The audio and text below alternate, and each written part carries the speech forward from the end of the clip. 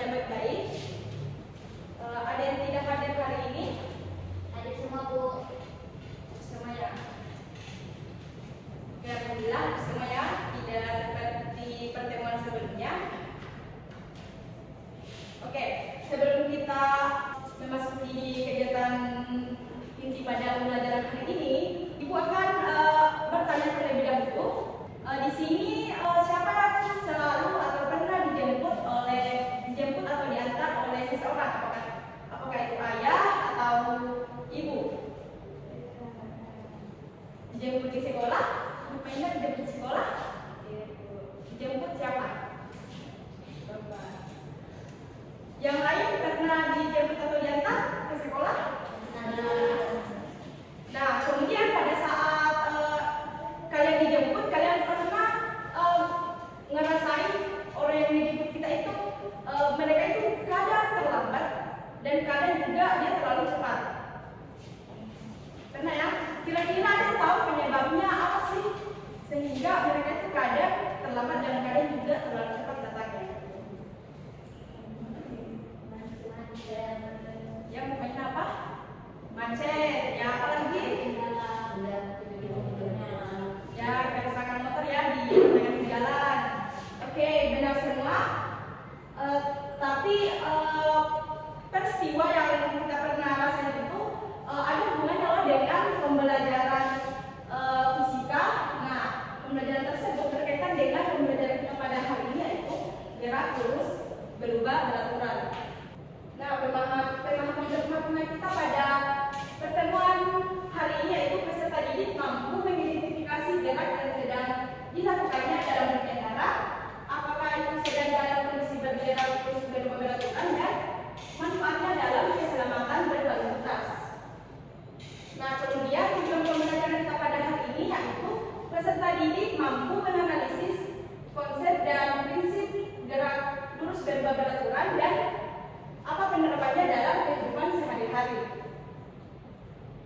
Nah, baik, di sini perhatikan dan simak cerita di atas yang dialami oleh seorang siswi yang bernama Rini, yaitu siswa kelas 10 SMA 3 Majene. Nah, mungkin ada yang bisa bantu Ibu membaca cerita di atas? Silakan, depannya. Perjalananku menuju sekolah. Namaku Rini, siswa kelas 10 SMA Negeri 3 Majene. Seperti biasa, setiap hari aku pergi ke sekolah dengan jarak sekitar 15 km dari rumah. Biasanya aku diantar ayah melewati jalan raya dan waktu tempuhnya hanya sekitar 30 menit. Ayah selalu berangkat kerja bersama denganku karena kantornya dekat dengan sekolah. Namun hari ini berbeda, ayah sedang sakit, jadi aku harus berangkat sendiri menggunakan mobil PTPT. Karena mobil PTPT biasanya tidak secepat kendaraan pribadi di jalan raya, aku memutuskan untuk bersiap lebih awal, tepat pukul 6:10 WITA. Mobil PTPT sudah melintas di depan rumah dan aku segera naik. Awalnya perjalanan lancar, mobil bisa melaju dengan cukup cepat, tapi semakin mendekati sekolah, kendaraan mulai padat, jalanan mulai macet. Beberapa kali mobil harus mengerem dan melaju pelan. Bahkan ada saat-saat mobil benar-benar berhenti cukup lama. Aku mulai gelisah takut terlambat ke sekolah. Setelah menempuh perjalanan selama 1 jam, akhirnya aku tiba di sekolah. Untung saja aku sudah berangkat lebih awal, jadi masih sampai di sekolah sebelum belnya berhenti. Oke, terima kasih Bu Ina. Nah, sekarang dari cerita di atas ini yang akan kita diskusikan pada hari ini dan mengaitkan dengan materi kita pada hari ini yaitu gerak lurus berubah beraturan. Nah, selanjutnya Ibu akan untuk lebih jelasnya Ibu akan membagi kalian menjadi 2 kelompok. Mutmainah, Waode, Ernesti, Elsa sama Rufika 1 kelompok dan selanjutnya 1 kelompok. Oke, Ibu akan memberikan LKPD yang akan kalian kerjakan dan diskusikan secara berkelompok.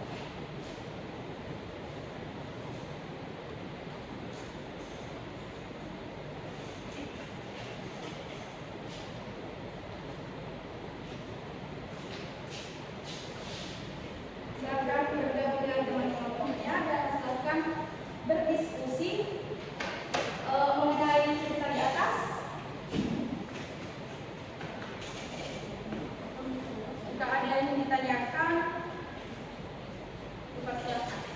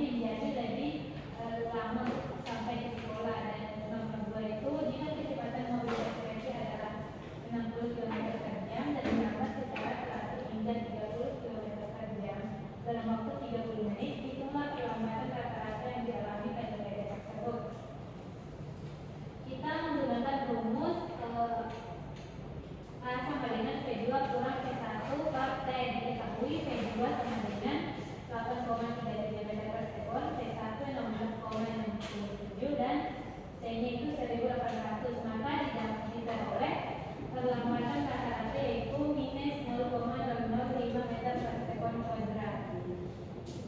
Yang ini minus karena ini perlambatan. Dan yang nomor 3 itu diketahui pada 30 menit pertama kecepatan mobil PT-PT yang ditumpangi Rini ini menempuh jarak 60 km per jam menjadi 30 km per jam. Ini merupakan kira-kira lurus peraturan yang diperlambat. Dan untuk menghitung jarak tempuh selama 30 menit sama rumusnya itu V1 kurang V2 per 2 dikali T. Kemudian substitusi nilai P1, P2 dan T, maka didapat jarak tempuh selama 30 menit pertama yaitu 7,5 km. Sekian dari kelompok kami. Oke, baik, terima kasih kelompok 1. Beri aplaus dulu untuk teman-temannya.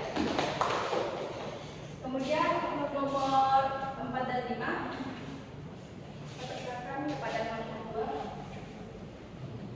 Baik, saya akan mewakili kelompok 2 untuk menjawab nomor 4 dan 5, yaitu nomor 4. Mengapa waktu tempuh ini menjadi lebih lama saat menggunakan mobil PT-PT meskipun jarak tempuhnya tetap sama?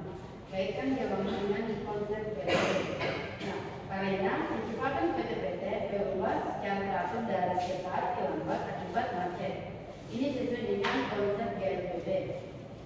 Kedua itu, sebutkan contoh masalah yang terjadi yang terjadi seperti masalah di atas. Nah, saat berangkat ke sekolah dengan kakak, motor seketika melambat saat melewati jalan yang ramai seperti macet tadi. Sekian dari kelompok kami. Oke, baik, terima kasih kepada kelompok 2. Beri aplaus dulu untuk temannya.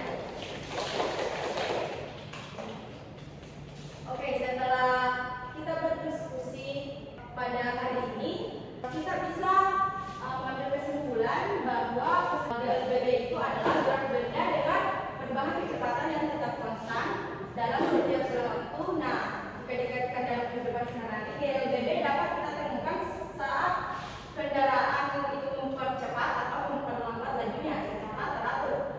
Nah, kita juga belajar bagaimana menghitung perlambatan jarak tempuh dan waktu dengan rumus yang sudah dipakai tadi. Terus dalam pembelajaran kali ini peserta didik dapat melihat bahwa konsep fisika itu sangat dekat dengan aktivitas kita sehari-hari, seperti tadi itu yang dialami oleh Rini dan dialami juga oleh kalian, seperti perjalanan kalian ke sekolah ya. Contoh-contoh lainnya. Oke, sebelum Ibu akhiri pembelajaran kita pada hari ini, Ibu akan membagikan refleksi bagaimana penilaian kalian dengan pembelajaran kita pada hari ini.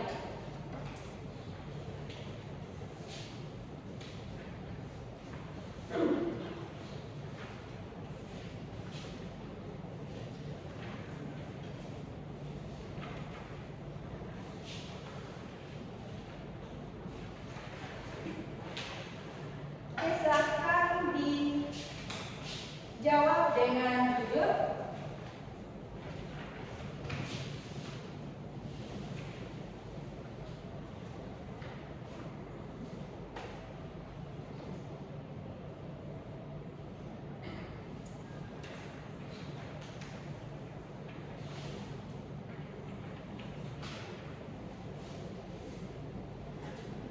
Sudah? Oke, sebelum Ibu mengakhiri pembelajaran kita pada hari ini, Ibu sampaikan untuk pertemuan selanjutnya di awal pembelajaran kita akan mengadakan kuis tentang materi kita pada hari ini sebelum memasuki materi pada pertemuan sebelumnya. Kita akan kuis mengenai materi hari ini. Jadi silakan dipelajari ulang di rumah. Oke, Ibu akhiri, tetap semangat dan semoga kehadiran hari ini Wah, ini yang